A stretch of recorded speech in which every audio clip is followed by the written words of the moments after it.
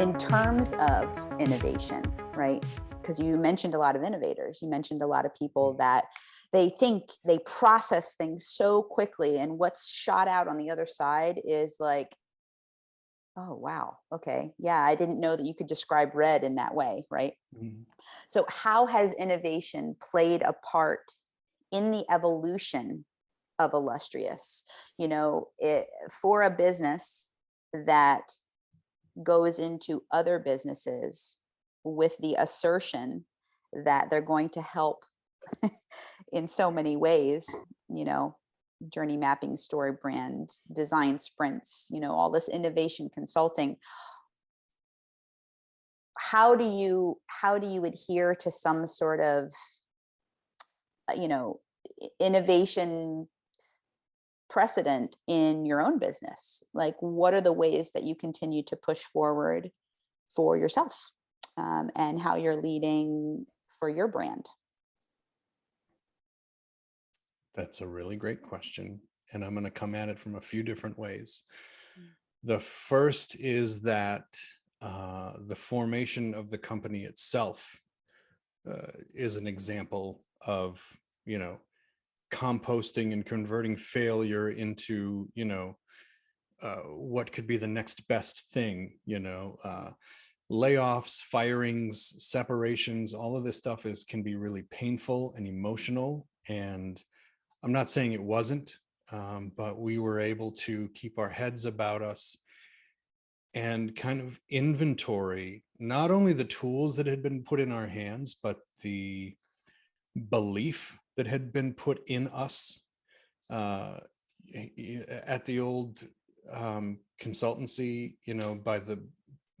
by the CEO who really saw potential in us, untapped in some cases, saw us as, you know, leaders when we didn't even see ourselves that way yet, really believed in us strongly. I think when the dust settled and we were able to look around, we were able to actually think, yeah, oh, yeah, I am still that person. I am that person now because of the work we've done and the time I've put in, the 10,000 hours and all that. I think when I left marketing had changed. When I was typing, trying to find another job in marketing, I was finding all these jobs on Indeed they were sales jobs, they weren't marketing jobs.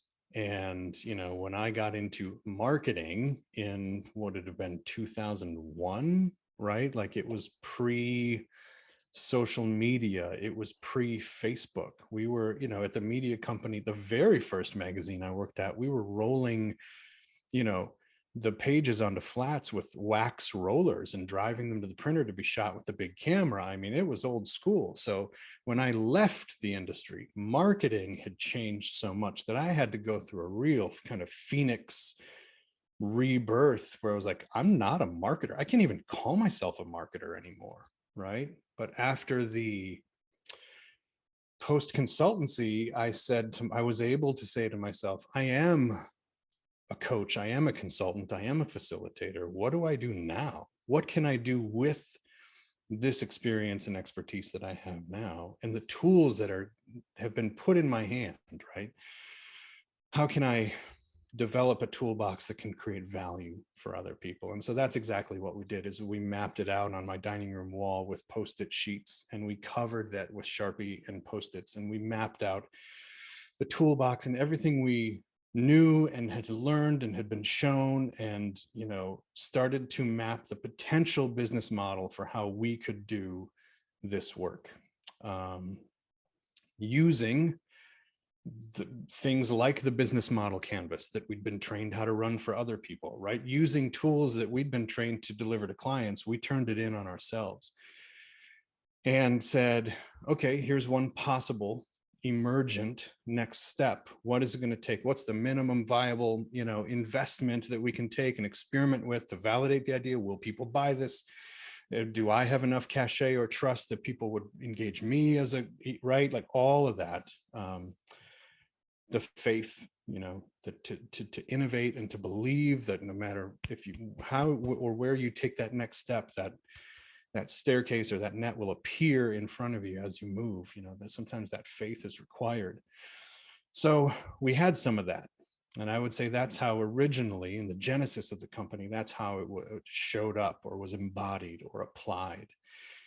Most recently, we've had to do it again. We let a year go by at Illustrious. We celebrated a year. We got together. We had dinner. We played mini golf. This was when I was still in Florida, right? Like we had a great year-end retreat. And then we looked around and said, oh shit, we don't have a vision statement. We don't have a mission. We don't have values, right? We haven't taken our own medicine. And so many organizations are guilty of that, right? You don't, there's not that kind of what I call self-directed value, right? You're not, and Jeff calls it eating your own dog food, right? You're not looking at yourself as a client. And what I tell people is that sometimes it's as easy as what I've done twice now. Create a folder in your client's folder with your name on it. You just treat yourself as a client. And as soon as you take that step, you're like, oh yeah, where are our DISC assessments? Where's our survey results? Where's our customer experience journey? Where's our story brand? And so once you start treating yourself as the client, and then you can enable that self-directed value. And that's what we did the end of last year. Wow. Yeah. And that it's a lot. I mean, you have so many tools in your tool belt, and to use all of them for yourself at some point, I guess, can seem overwhelming, but at the same time, so necessary. And to your point about taking your own medicine and eating your own dog food, makes a lot of sense, you know, and I think that to tie in with, I did a live session for our Amplified group today, and I spoke about The War of Art and this book by Stephen Pressfield, and battling resistance. It's so good. Such a game changer. It's so good. Yeah. And it's so like, on a personal note, it's very much the reason that I haven't stepped into like my Cinderella slippers yet.